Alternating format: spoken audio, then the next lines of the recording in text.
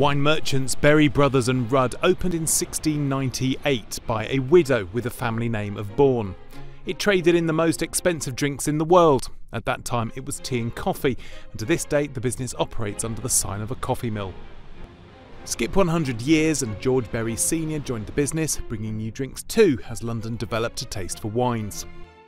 George Berry Jr. and Henry Berry picked up the baton, establishing the Berry Brothers name. The Rudd name didn't join until 1920 when Hugh partnered with the Berries. Now the UK's oldest wine merchant has, depending upon which way you measure it, been in family hands for 12 generations.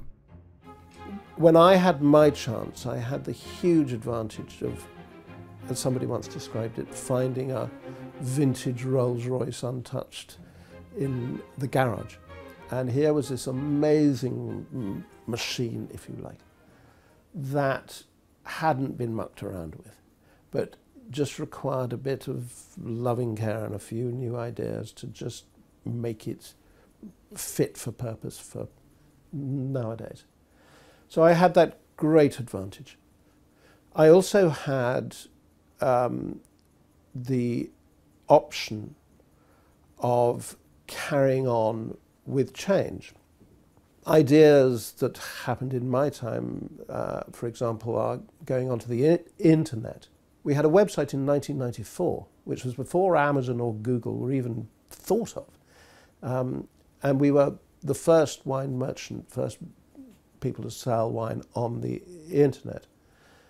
And that to me was not just a leap into the future, it was looking back at the sort of things we'd done for all of our 300 or so years of existence, but reinterpreting them for a modern age and a modern audience.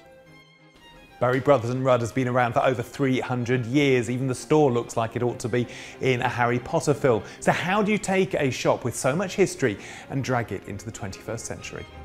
When you look out, you've also got to look in. And you've got to sort of re-identify your own core, your own existence. And I think what that made us do is it made us realise that we had an extraordinary asset in the building here in St James's Street. What can we do with this? How can we begin to sweat the asset? And one of the first things we realised was that selling wine wasn't just about selling bottles. It was about creating experiences. And it was quite a natural thing then to say, well, we've got these cellars here, we've got these amazing historic spaces. Maybe people would like to come for an experience to have a meal there.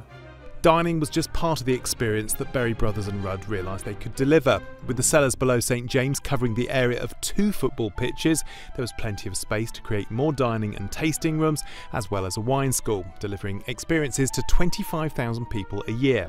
Above ground, there was the opening of a modern retail store. But change continues as Simon announces his retirement at the end of 2017. Time to consider succession, just as important in a family business as a PLC. I decided about 15 years ago that I was going to retire when I was 60, partly because I heard somebody say that no chairman of a family business ever retires at the right time. Some of them retire too soon, most of them retire too late. And I watched my father and John Rudd, who were chairman before me, both retire on their 90th birthdays. And that was pretty obvious to me that that was too late. So I thought I'd break the mold a bit and go when people were hopefully still going, no, you're too young. I'm going to let the next generation have a completely free rein to do what they want to do, which I think is the real creative force behind a business. Lizzie Rudd takes over as chairman. There's fresh blood from outside the family in the form of Dan Jago as CEO, previously of supermarket Tesco. And as Simon vacates his seat, the challenge of creative director is taken by his nephew Geordie. I think it's hugely exciting. It comes with a little bit of pressure, but that's a pressure that I've now been used to for almost 20 years. It's a hugely exciting business to work with, and still is. You know, always has been, but still is. And I think that where we're going is just as exciting as where we've been. One of the challenges for the later generations has been refreshing the retail experience. It's rather like walking down Bond Street. You don't need to walk into a jeweller's store to know that it's probably going to be quite expensive. And I think that's something that has possibly held us back in the past. If you look at the shop front in St James's Street, it is beautiful, Dickensian, austere, and slightly daunting. It's rather like walking into a tailor for the first time. If you don't know exactly what you're doing there, you might be a bit put off. I think what we've done at £63 Mall is created an environment which is doing ultimately exactly the same as we were doing next door, but in a more recognisable retail environment. So I think by breaking down those barriers, by looking at price points, and that isn't necessarily changing price points, it's just the perception of where they sit. So for example, the first thing you see when you walk in here is 15 wines under £15. And I think even that accessibility is something that would be possibly a little bit of a surprise to some of our customers. And it's not just the store that's evolved. It's less about re-establishing who we are. We evolve as a brand, certainly. But I think that actually it's more the way that we tell our stories these days. So that might be sitting in the historic shop at 3 St James's.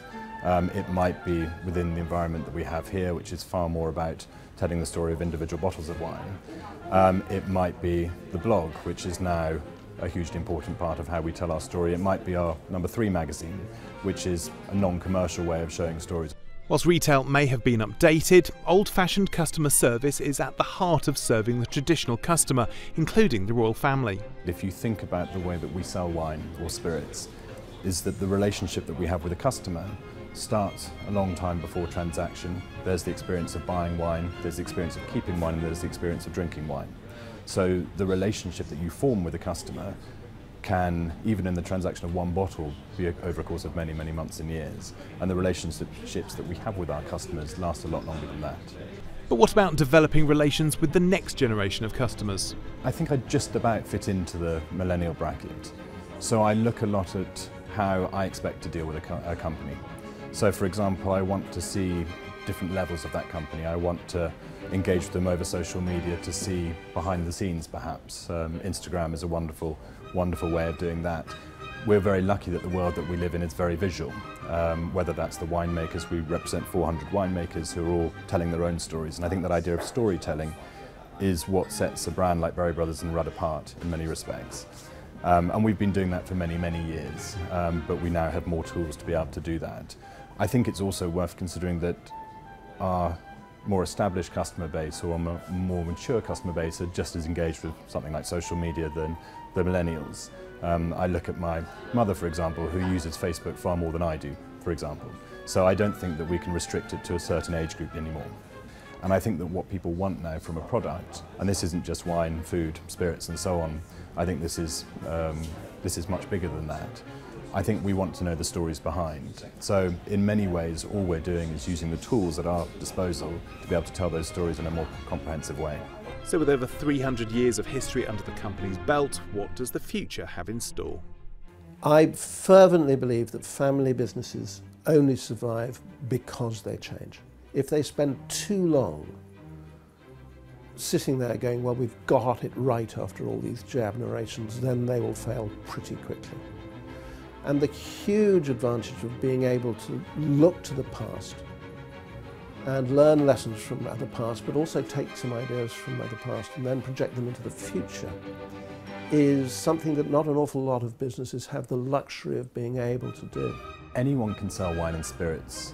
It's the way that we sell it that I think makes us different. Whether that be introducing modern retail techniques into an environment like the shop here, whether it's working on social media in terms of engaging with people on a different level. I think we're still doing the same thing though. We're still giving people wonderful experiences around the world of wine and spirits. I think this business will continue to evolve, I'm sure of that. In what direction, it's always hard to say. I mean, I think it's got such potential. I think I see the future as being the overall experience. It's the experience around the product. It's the way that we engage with customers. It's the way that we look after them and we interact with them. I think that if you think of the role of the merchant as being the closest link between those who make it and those who drink it, I think we're in an incredibly fortunate place right now. we can definitely facilitate that in a way that we probably haven't been able to over the course of the last 300 years. Still watching? Perfect. Click here to watch another great video from CNBC International. Oh, and don't forget to subscribe. Thanks for watching.